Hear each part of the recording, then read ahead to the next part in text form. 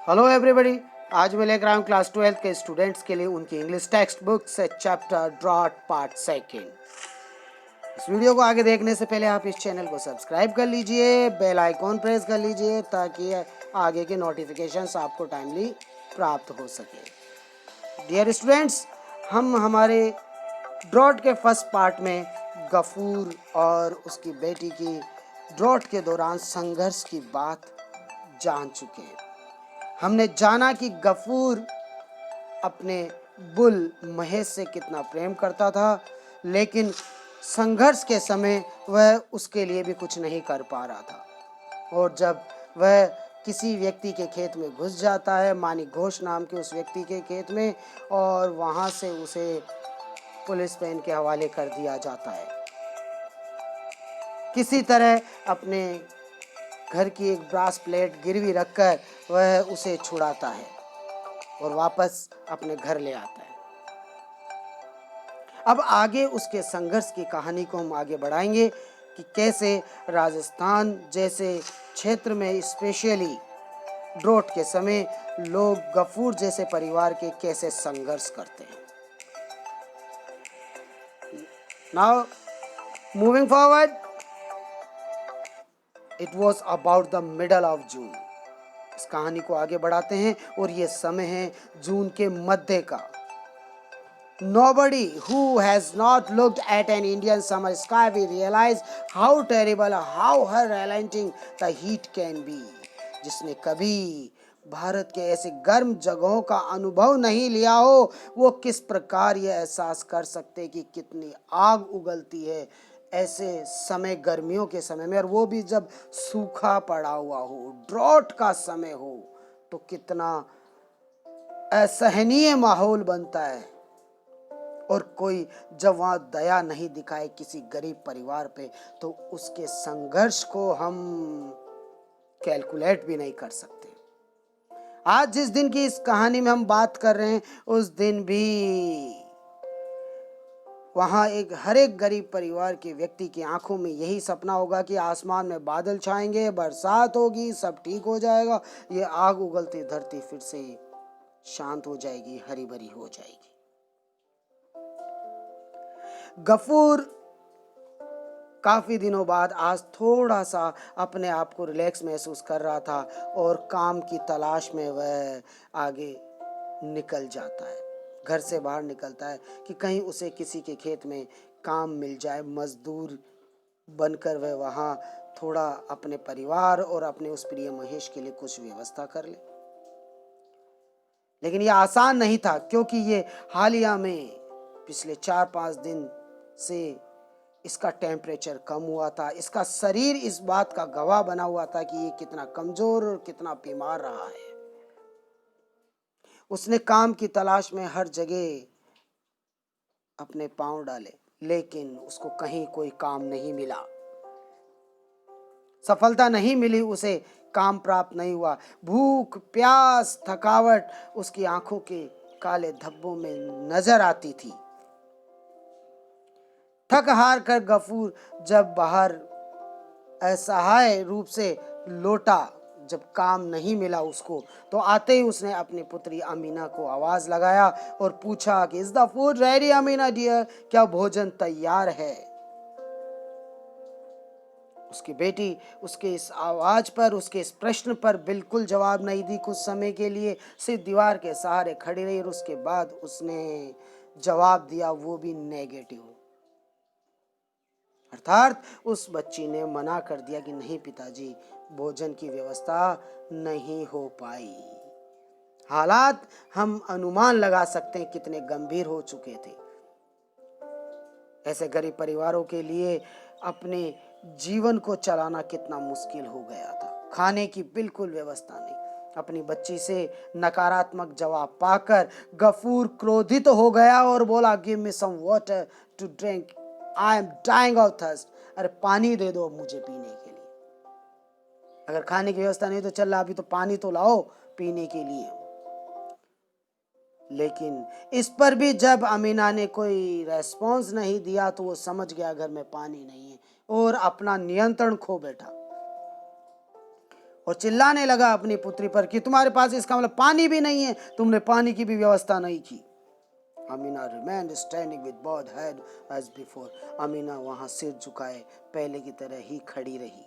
Realizing that there was not even a drop of water in the house, इस बात का एहसास करते हुए कि घर में इस समय एक भी बूंद पानी की नहीं थी, अपनी हार को अस्वीकार करने के साथ वो मान नहीं रहा है कि वो नाकामयाब हो गया था अपने परिवार को पालने में। समझ में नहीं आ रहा उसे क्या करे। वह अपना आत्मनियंत्रण खो बैठा और तेजी से अपनी पुत्री की ओर जाते हुए उसने उसके चांटा जड़ दिया उसके फेस पर और बोलता है, rascal, what do you do all this? So many people die, why don't you? उसको फटकारने लगा, उसके चांटा मार दिया कि हे लड़की, क्या करती रहती हो तुम? सारे दिन इतने लोग मरते हैं, तुम क्यों नहीं मर जाती?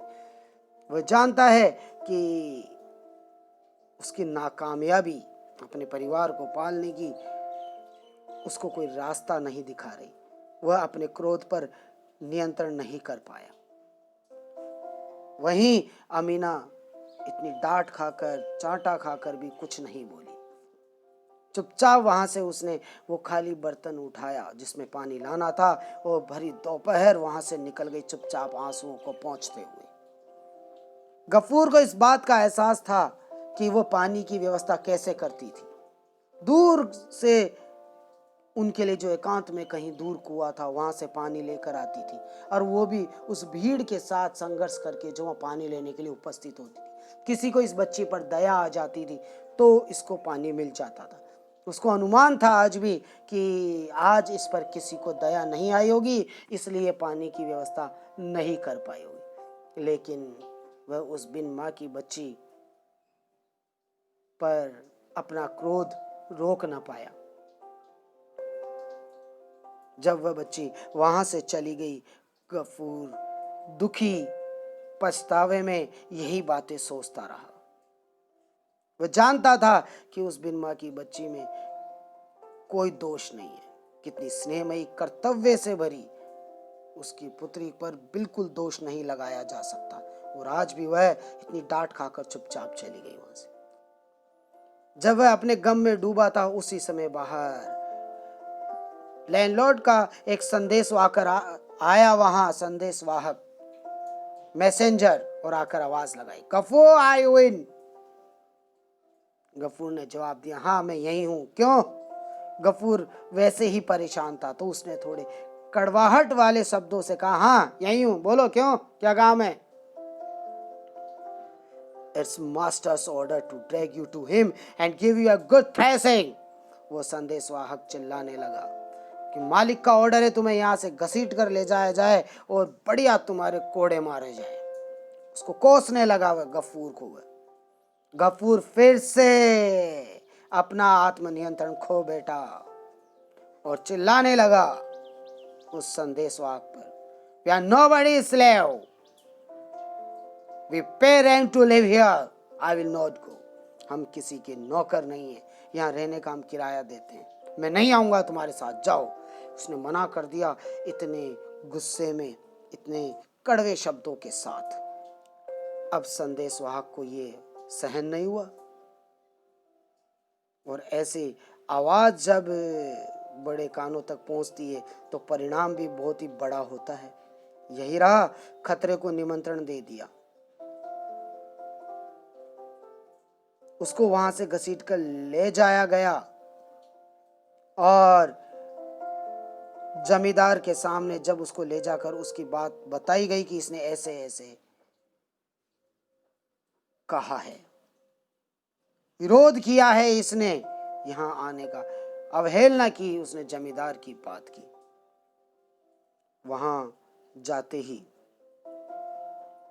उसकी बहुत बुरी पिटाई हुई। जब गफूर घर वापस लौटा तो उसका चेहरा, उसकी आंखें पूरी तरह सूजी हुई थी। प्रमुख कारण था इसका महेश।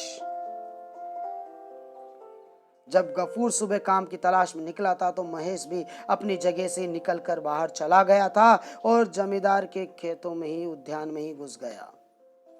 वहां के फूलों को सबको नष्ट कर दिया और अंत में जब उसे पकड़ने की कोशिश की गई तो वह उस लैंडलॉर्ड के ही सबसे छोटी बेटी को टक्कर मारकर वहां से बच के निकल गया।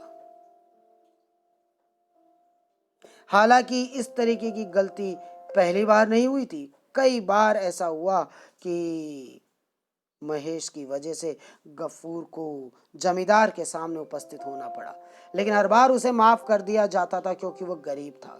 लेकिन इस बार उसको माफ नहीं किया गया क्योंकि इस बार उसने माफी मांगने के बजाय ये कहा था कि वह किसी का नौकर नहीं है और वह यहाँ रहने का पैसा देता है, जो बात उस जमींदार को बिल्कुल पसंद नहीं आ रही थी। शिबू बाबू जो अपने आप बहुत बड़ा समझता था, उसने उसकी ये बात गफूर की सहन नहीं की और गफूर को टॉर्चर किया गया, बिना कपड़ों के कोड़े मारे गए। यहाँ आज जमींदार के यहाँ अच्छे खासे तरीके से पिटाई होने के बाद आंगन में पड़ा वह अपने आप को ही कोस रहा है, उस परिस्थिति को कोस रहा है।